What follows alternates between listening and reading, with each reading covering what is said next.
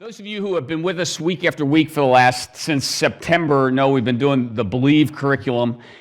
How appropriate it is that this week's belief action. We did 10 things of what we believe. Now we're doing, I guess this is the last of the 10 that we're doing about what we should do because of what we believe. And next week we'll start the who I should be becoming because of what I believe and what I'm doing. This week's statement is, I share my faith with others to fulfill God's purposes. And I would suggest to you that while we're not going to talk about that specifically this morning, that's what all of us are doing here, and hopefully that's what the mission trip itself was all about, was sharing our faith with others to fulfill God's purposes. I want to just say a word because I thought somebody would say this for sure, but we built this house that was... Here comes my bulletin. Thank you so much. The first thing we did Thursday morning when we got there was to tear down this structure that was about 16 2x4s in a perimeter of like a 12 by 16 rectangle that was wrapped with a Samaritan's Purse blue tarp, as many homes in Haiti still are, with a tin roof. In that home was a woman whom I'm guessing was 70s or 80s, who lived there with her 5 grandchildren, ranging in age from like 4 to 14. And we had the privilege of tearing that down. You've seen on some of the slides, or if you've looked on the Facebook page of the church, the woman slept on a kind of double bed that was nothing more than a piece of plywood elevated about a foot off the ground.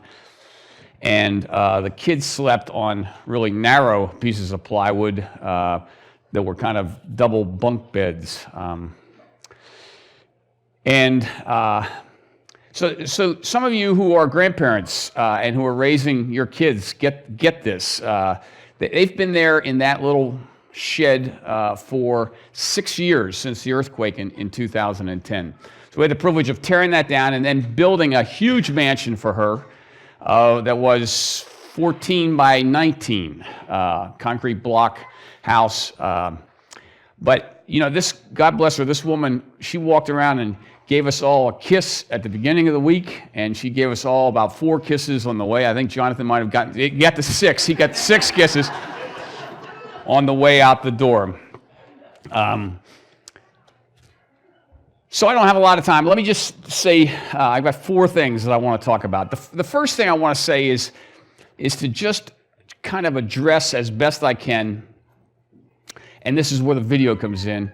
I think there are a lot of Americans, and maybe you're one of them, who have this kind of lasting thought that the reason people in the third world are poor is because they're lazy or don't want to work.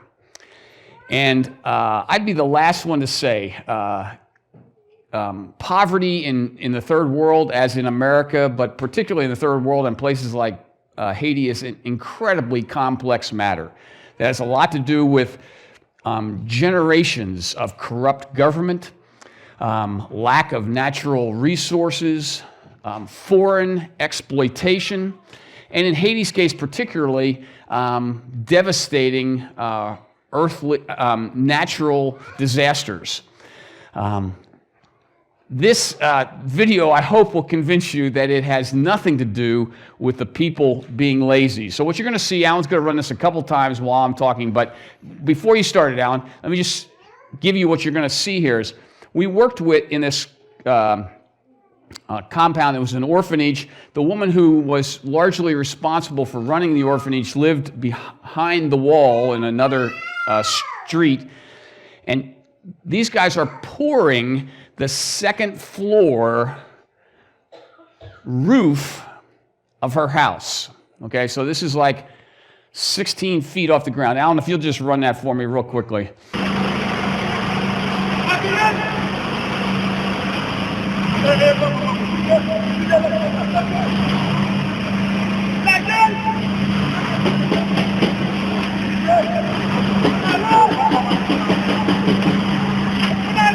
That's good. Actually, that's good, Alan. I don't think we need to see that again. There are 9 guys on that ladder. 9 guys. Can I tell you that would not meet OSHA standards? 9 guys.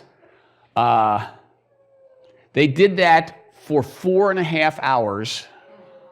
The guys never came off the ladder. They handed them bags of water, which is the way you get water in Haiti, is these little plastic bags filled with water. Handed them water while they're on the ladder. They never came off the ladder. Any of you who have ever, our crew, we got to haul similar buckets up the hill, but we obviously are carrying one bucket, get a break on the way back down the hill. 4.5 hours, those dudes never stopped. They got paid. The guy who was scooping the concrete at the bottom actually had the hardest job because he's got to fill the bucket and then get it to the next person.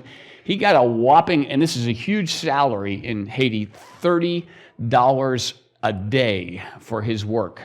The guys who you didn't see them, but in another video, we've got the bucket brigade coming, passing them back down. The empty buckets got paid about $5 a day, which is still a good rate for a wage in Haiti. Here's the thing that's so impressive, though. There were 65 people involved in this pour.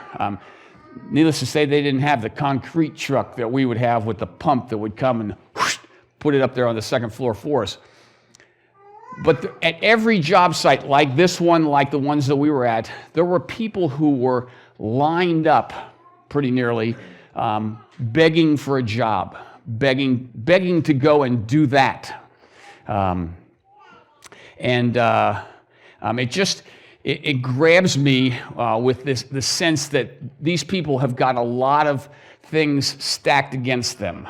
They lack water. A lot of the most everybody in the town gets water from a well similar to the ones we've been drilling in Burkina Faso, one of the hand pumps, but still they have to walk, some of them half a mile or a mile, carrying some cans of water.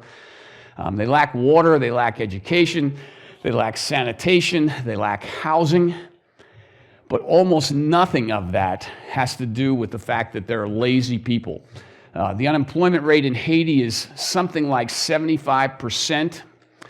At the height of the recession here, depression that we just went through in 2008, I think the unemployment rate in America got to be about 11%. Right now it's at 4.9%. Literacy rate in Haiti is 40% as compared to the States, and it's in the high 90s. A lot of problems, but the thing I just would beg you to never say is it's because these people are lazy. Second thing I want to do is tell the story of the orphanage that we were a part of, which just blows my mind. Pastor Luke, this wonderful Christian man with this incredible smile, worked at another orphanage for 18 years as kind of the assistant pastor to the orphanage and the church. Here's the interesting thing about the way things happen in Haiti is most churches like ours, or most orphanages in Haiti, unfortunately, because of the way the system has developed over the last 100 years or more, the churches and orphanages are owned by the pastor.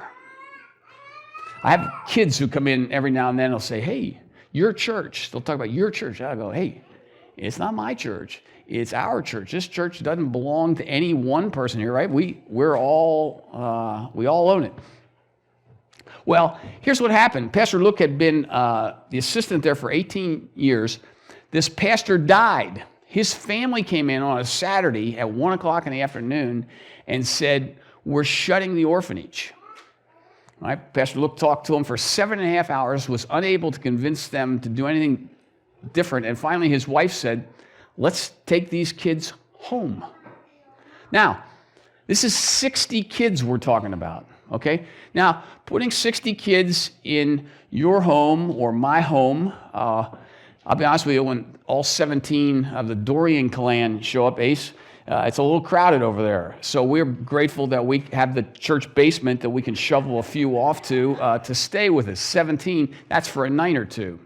These folks are taking 60 kids home to a 12 by 12 concrete block structure. All right, so these kids and the Lukes are sleeping like sardines in that 12 by 12 foot room on the roof of the home and in their yard. It'd be one thing if they were doing that for a day or two. Okay, frankly, we in the Dorian household have a difficult time. I don't know about you guys. If a homeless person comes to our door, we have a difficult time giving them a meal. Sometimes we've let them stay in our house for a night. Frankly, the last time someone came like that, we had them sleep over in the crossroads and had James and Brandy take the guy down to Morgantown to get on a bus. And that was back in November or so. But these folks took 60 kids and kept them for 6 years. 6 years. Until some Canadians came along and provided enough money that they could buy a plot of ground and begin to rebuild this orphanage. That is not in Pastor Luke's name, but is in the name of the church that belongs to the people. I tell you that story because it humbles me. It embarrasses me with my own selfishness, and it challenges the socks off of me in terms of how I can do a better job of sharing the love of Jesus with other folks. The third thing I want to say is also just to tell another story, and that's how this school that several of the folks referenced, the school up in the mountains in a place called Lavange got started. The kids, previously to that school being built, the kids walked, Carson, 2.5 hours one way to get to school. This is not 2.5 hours walking on a nice sidewalk. This is 2.5 hours walking up and down hills, mostly walking through a riverbed, which is what we took in that large tap. Incidentally, it's called a tap because when you're ready to go, you tap the sides of the thing and you go. We went up this riverbed. Obviously, if it rains much at all, kids stay home from school because there's no way for them to get there. We met on the way up to this school a woman who had no arms. Now, I just ask you to think about that for a second and ask you to imagine how she made a living. She made a living climbing trees and picking mangoes, right, with her feet. She writes, incidentally, with her feet. But this was the situation. These kids were walking 2.5 hours into Grand Guave to go to school. A woman from the States came and met Pastor Luke, and he told her the story of these kids, and their walk took him out to show them these kids walking through these mountains. And she went home. I need to tell you that she was not a wealthy woman. She was not a wealthy woman by any means. But she went home and she told her husband that she wanted to get a second job. She already had one job. Her husband was working a job. She wanted to get a second job, and she said, I'm going to commit every penny that I make from that second job to building a school at Lavange for Pastor Luke and the kids there. Blows my mind. Blows my mind to think again how it humbles me, embarrasses me, and profoundly challenges me with my own, I'm so, and again, I don't know if this is true for anybody else here. It may not be, but I'm so quick to say, well, gee, I can't afford to do that. I don't have money to do that. When I'm faced with a really great cause or a great need that somebody's got, I don't have money to do that. Here's a woman who challenges me to think outside the box and say, well, just what is the heart of Jesus for God's people in need? What do I do? What am I willing to do to share my faith with others to fulfill God's purposes? Well, both Jonathan and Asa alluded to the last thing I would say to you this morning. One of the things that, God bless her, Mary did for us was to send an email or make a personal phone call to members of our family or friends and ask them to write to each of the team members a word of encouragement of some sort that we would then read aloud during our evening devotions together. We've done that for each of the teams, I think, and it's a very powerful time to, have somebody else read a note to you that's been sent from your mom or your wife or your best friend or whatever. I should mention that Asa got about 10 times as many as anybody else on the trip.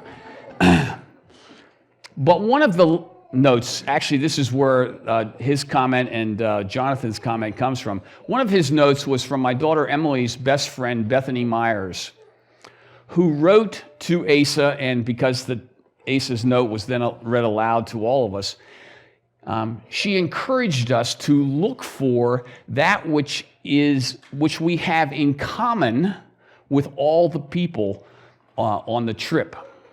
Now, I don't need to tell you that it's particularly in this day and age in America, in this political climate in which we find ourselves, we have this tendency to look for that which separates us from other folks, right? To find that which divides us from other folks.